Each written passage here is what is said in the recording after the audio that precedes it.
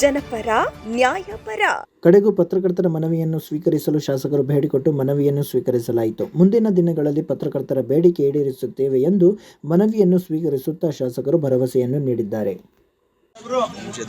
ನಮ್ಮ ಪತ್ರಕರ್ತರ ಅಹವಾಲು ಕೇಳಕ್ಕೆ ಇಲ್ಲಿ ಬಂದಿದ್ದಾರೆ. ಅವರಿಗೆ ತುಂಬ ಹೃದಯದ ಸ್ವಾಗತ ನಾನು ಕೋರ್ತಾ ಇದ್ದೀನಿ.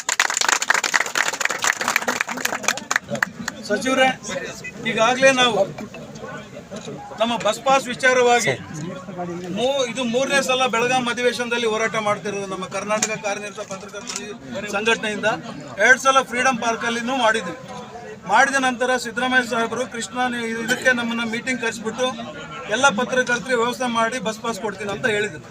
ಅದು ಬಜೆಟ್ನಲ್ಲಿ ಘೋಷಣೆ ಮಾಡಿ ಗ್ರಾಮಾಂತರ ಬಸ್ ಪಾಸ್ಗೆ ವೃತ್ತಿ ಸಂಬಂಧಿತ ಚಟುವಟಿಕೆ ಓಡಾಡ್ತೀವಿ ಅಂತ ಹೇಳಿದರು. ರೀಸೆಂಟಾಗಿ ಒಂದು ಆರ್ಡ್ರ್ ಮಾಡಿ 26/9/2024 ಅಲ್ಲಿ ಏನು ಮಾಡಿದ್ದಾರೆ, ಮಾನದಂಡಗಳು ವಿಧಿಸಿದ್ದಾರೆ. ಮಾಧ್ಯಮ ಪಟ್ಟಿಯಲ್ಲಿ ಇರಬೇಕಂತ ಒಂದು. ಎರಡನೇದು, ಕಾಯಂ ನೇಮಕಾತಿ ಆದೇಶ 4 ವರ್ಷದಿಂದ ಪಡೆದಿರ್ಬೇಕಂತ ಒಂದು. ಇವತ್ತು ತಮಗೆ ಗೊತ್ತಿದೆ ಕಾರ್ಮಿಕ ಕಾನೂನುಗಳು ಎಷ್ಟು ಕಠಿಣ ಇದೆ. ಸರ್ ಒಂದು ನಿಮಿಷ ತಮಗೆ, ಯಾಕಂದ್ರೆ ನೋವಿದೆ ಸರ್.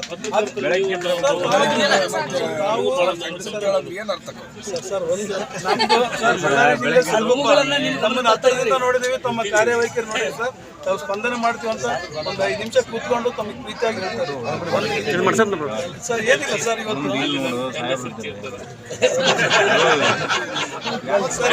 ಇವತ್ತು ಸಿಂಪಲ್ ಆಗಿ 2 ಪಾಯಿಂಟ್ ಹೇಳಿ ಸರ್, 5 ನಿಮಿಷ ಮುಗಿಸ್ತೀನಿ ಸರ್. ಇವತ್ತು ಸಿದ್ದರಾಮಯ್ಯ ಅವರು ಈ ಮಾನದಂಡ ಕಠಿಣ ನೀತಿಯಿಂದ ಯಾವ ಪತ್ರಕರ್ತರಿಗೆ ಇವತ್ತು 16 ಕೋಟಿ ಮೀಸಲಿಟ್ಟರು ಒಬ್ಬರಿಗೂ ಸಿಗ್ತಾ ಇಲ್ಲ sir.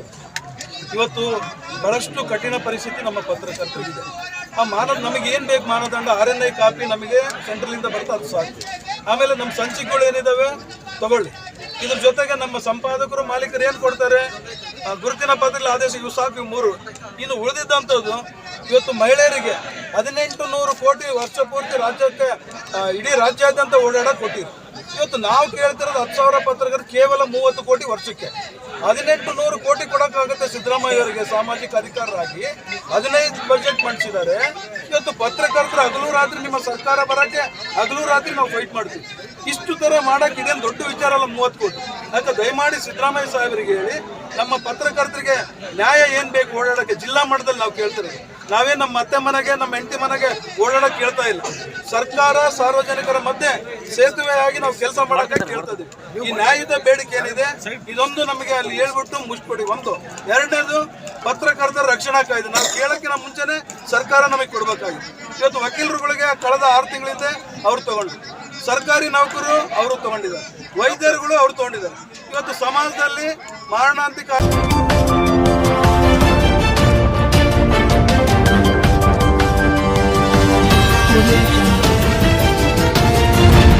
Tumakuru first crime news, ಜನಪರ ನ್ಯಾಯಪರ.